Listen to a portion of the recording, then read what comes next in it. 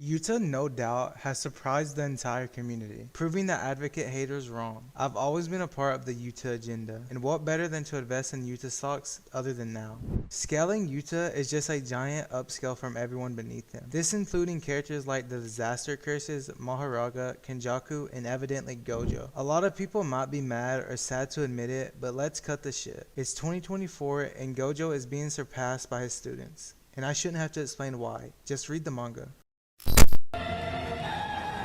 Well, Uvo, can you hear it?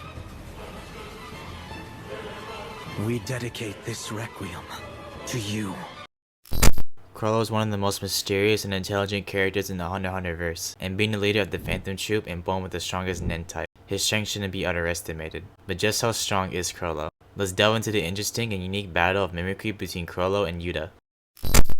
Hunter x Hunter overall is hard to scale characters' direct strength and speed because most fights don't really rely on raw strength. And it makes it even harder to scale for Chrollo since he lacks a lot of feats compared to other characters, so I'll just mainly be upscaling. Strength and AP wise, he can scale to both Silva and Zeno since he fought both of them at the same time in a suppressed state.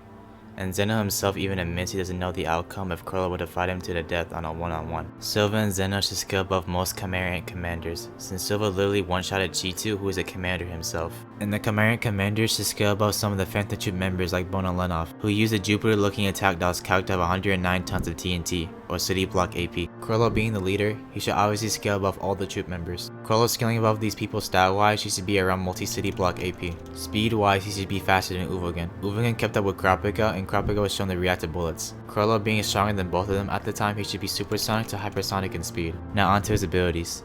How does he fight specifically? His main Nen ability relies on his dictionary known as Skill Hunter, which allows him to literally steal other people's Nen abilities and use the stolen power by opening the page of what power he wants to use. Although it may sound overpowered, it isn't as straightforward as you think, mainly because he has to go through very specific measures to steal said Nen abilities. It explains this in the cover page of chapter 123 in the manga.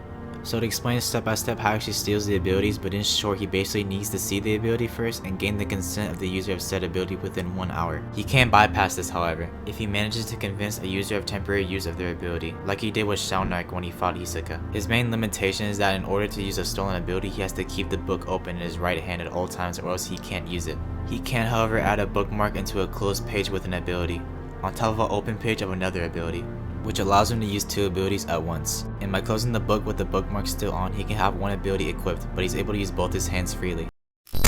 Yuta would scale above Jogo's meteor calc at small city level. Also Jogo and Dagon's domain, which houses a mountain and island. Whether or not you think their domains aren't scaling to their AP would not matter, as Yuta would dwarf the meteor calc as well as Dagon and Jogo's domain. Not to mention the various town calcs. Yuta scaling above all of this, as well as surpassing Gojo, who shifted the balance of the world as a fetus, and being in my opinion the strongest modern day sorcerer, would place him a bare minimum of island to country level AP. Speed is also easy, as we see many bullet dodging feats, as well as Choso's piercing blood being the speed of sound. Not only that, but we see Maki surpassing Mach 3, making Yuta lowball at hypersonic. But we all know Yuta wouldn't scale this low, of course, as he would be equal to or above Hikari, which dodges Kashimo's lightning calc at massively hypersonic. Yuta battling a far stronger Sukuna than the likes of Kashimo, which dodges an electromagnetic wave which travels at the speed of light. Meaning by proxy, so is Yuta, because well he's fighting Sukuna. Given a near vegetable Sukuna did this feat, Yuta's speed could be higher. Yuta legit has every ability. This includes the likes of Inomaki's cursed speech, allowing Yuta to halt his opponent shown against Sukuna.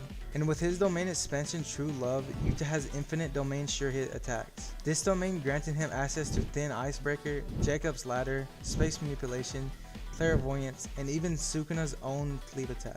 These being the abilities we see him use directly. Pairing all of these abilities with his boundless curse energy, making Yuta's curse technique endless thanks to Rika. Rika being the queen of curses, making her the second strongest curse behind Sukuna. Basically making every battle against Yuta a 2v1. Yuta also has RCT, allowing him to heal his injuries. After scaling both characters, I think it's pretty clear that Yuta outclasses in every way when it comes to their feats. But ending the video like that will be boring.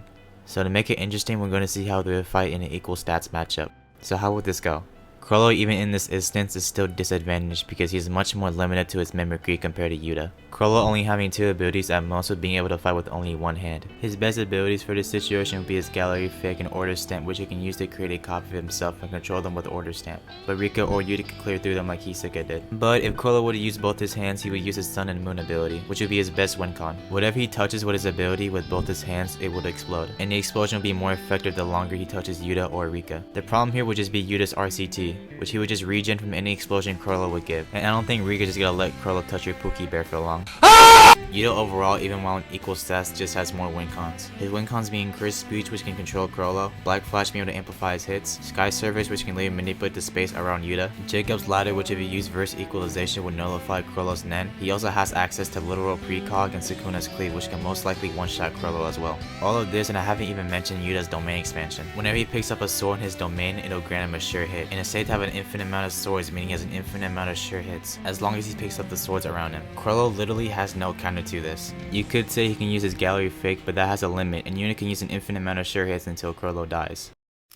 So to simulate the matchup, this can go to the likes of Chrollo starting the fight, activating his skill hunter, using his black voice and fun cloth. Chrollo will try to use black voice on Rika, but Yuta stops Chrollo from touching Rika. Chrollo would then use gallery fake and order stamp to spawn different clothes of himself to distract Yuta. Yuta cutting through these would realize that Chrollo shrunk Rika with his fun cloth, so Rika can cause less AoE around Chrollo. Yuta would then respond with landing black flash on Chrollo. Chrollo being damaged by this will try to fight back using his Ben's knife, which would poison Yuta. Yuta noticing this would use RCT to get rid of the poison and continue to fight. Chrollo, knowing he needs to end this fight soon before he dies, he uses his bookmark to activate his sun and moon ability and uses both his hands to fight. Chrollo would try to rush towards Yuta and try to touch him, but Rika comes in and stops this from happening, but this results in Chrollo blowing up Rika. Rika being shrunk already, this would cause way more damage, but Yuta still saves Rika via RCT. Yuta taking this serious now, he opens his domain. Chrollo shrunk back in fear, but Yuta uses his cursed speech and says don't move and stuns Chrollo. Yuta then grabs a sword and uses cleave on Chrollo, resulting in him being cut in half like Gojo. But this isn't necessarily over, since Chrollo's Nen is strong enough to keep fighting even after death. Chrollo's upper body tries to rush into Yuta, but Rika uses true love and blasts Chrollo's corpse out of existence, de-atomizing Chrollo. So after analyzing the scenario, Chrollo mostly has one slight win con in equal stats and no win cons in non-equal stats, since Yuta scales far higher. Although I do love both characters, Yuta easily takes this fight low diff at most. This video was incredibly fun to make and analyze, because not only are both opponents similar with their copycat techniques, but I was also able to introduce a new verse to my channel. With the introduction of Hunter x Hunter, we plan on doing more content involving the characters. If you're enjoying the freshness of our channel and unique matchups, be sure to subscribe and like. Also leave comments of video recommendations. Don't forget to hit the bell to be notified on our uploads. Don't miss the conquest for the throne. All kings must build a castle before they set upon their throne.